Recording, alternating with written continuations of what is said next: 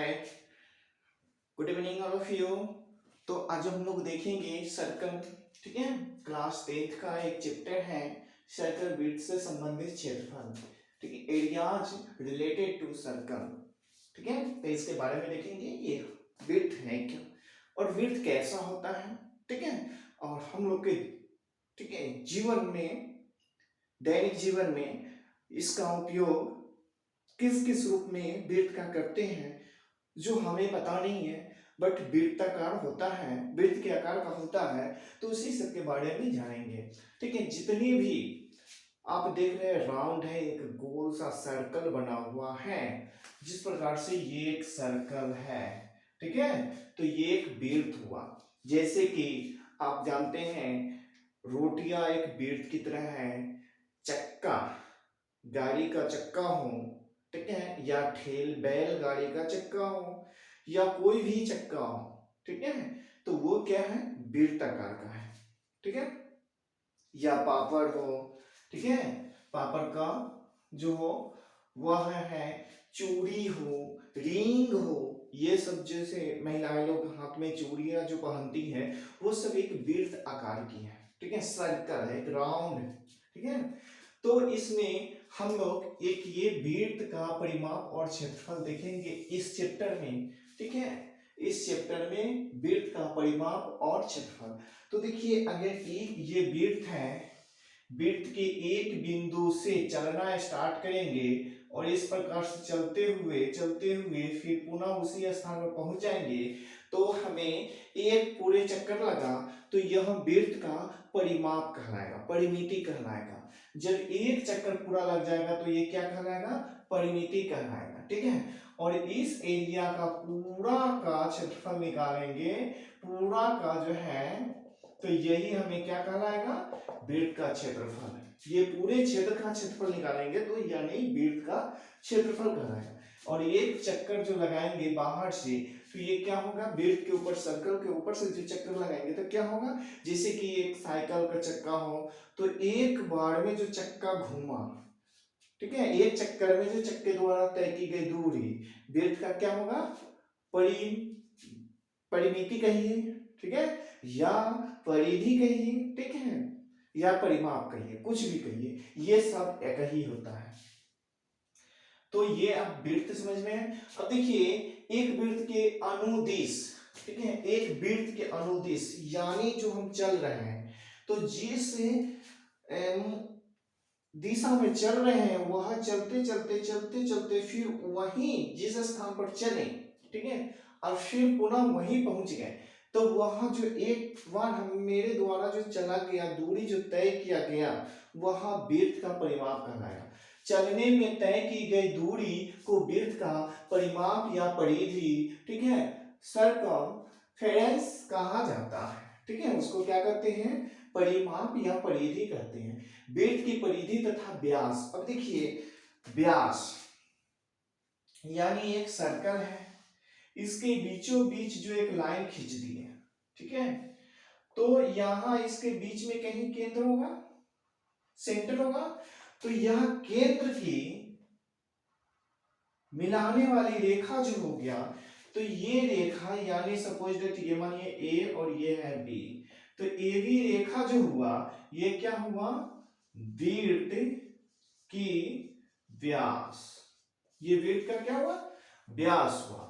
ठीक है, जिसको डी से सूचित करते हैं, ठीक है, स्मॉल डी या कैपिटल डी। और क्या है कि अगर यहां ओ बिंदु है और ए ओ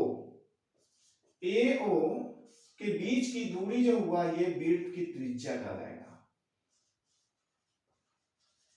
ये क्या कहलाएगा, वृत्त की त्रिज्या। समझ गए? तो यानी एक छोर से दूसरे छोर बीचों बीच जो रेखा खींचेंगे वह वृत्त का परिधि सॉरी व्यास कहलाएगा। क्या कहलाएगा, व्यास कहलाएगा।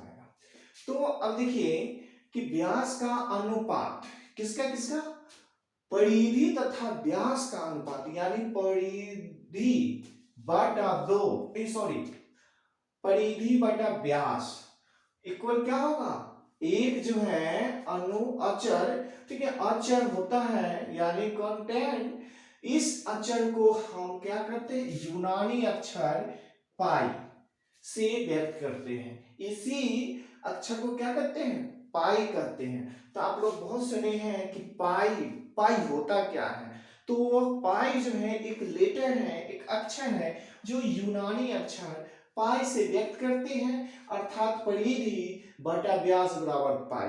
अगर पूछेगा कि पाई बराबर क्या हुआ, तो कहते हैं कि 22/7 या 3.14, ठीक है। या कह सकते हैं उसको कितना, 62,832/20,000 यह है। लेकिन यह जो है आपका मान वैल्यू बता दिए, लेकिन होता क्या, पाई बराबर क्या होता है, तब पाई बराबर डायरेक्ट बोलिएगा कि परिधि बटा व्यास, ठीक है। क्या हुआ, परिधि बटा व्यास बराबर क्या होता है, पाई। तो ये आप याद कर लीजिएगा, पाई बराबर क्या, परिधि बटा व्यास बराबर पाई, यानी परिधि जो हुआ इसका, ठीक है, बटा जो है व्यास हुआ, तो उसके बराबर परिधि बटा व्यास बराबर क्या हुआ, पाई हुआ। अब देखिए महान भारतीय गणितज्ञ जो भारत के ही गणितज्ञ थे, आर्यभट्ट। कौन थे, आर्यभट्ट, जो ईसा मसीह के पूर्व, ठीक है, ईस्वी के पूर्व यानी 476 समय बैक में चलता था, ठीक है। 476 से 550, सॉरी नहीं बैकवर्ड, सॉरी सॉरी। अब देखिए 476 से 550 ईसा पूर्व के अनुसार पाई बराबर जो है 62,832/20,000, उसने एक, ठीक है, ये रेशियो दिए थे जिनका अगर कैलकुलेट ये डिवाइड करेंगे तो 3.1416 आता है, ठीक है। लेकिन दशमलव के बाद 2 ही अंक तक मान हम लोग लिखते हैं, रखते हैं या यूज करते हैं, उसके बाद वाले को छोड़, इग्नोर कर देते हैं, ठीक है। तो लगभग कितना होता है, 3.1416, ठीक है।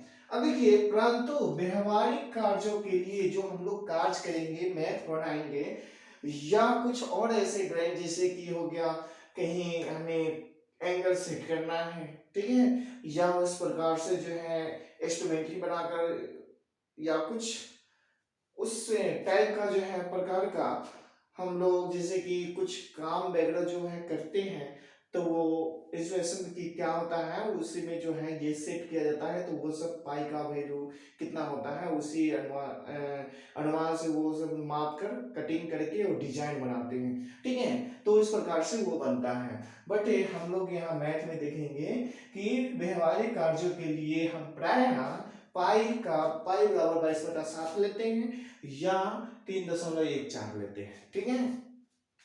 ये सब नहीं रखें, सिर्फ कितना 3.14 होता है। 3.14 से अगर बोलेगा कि पाई का मान दशमलव के 4 अंक बाद तक लिखे, तो 4 अंक बाद तक कितना लिखिएगा, 3.1416, 4 अंक हो गया, ठीक है।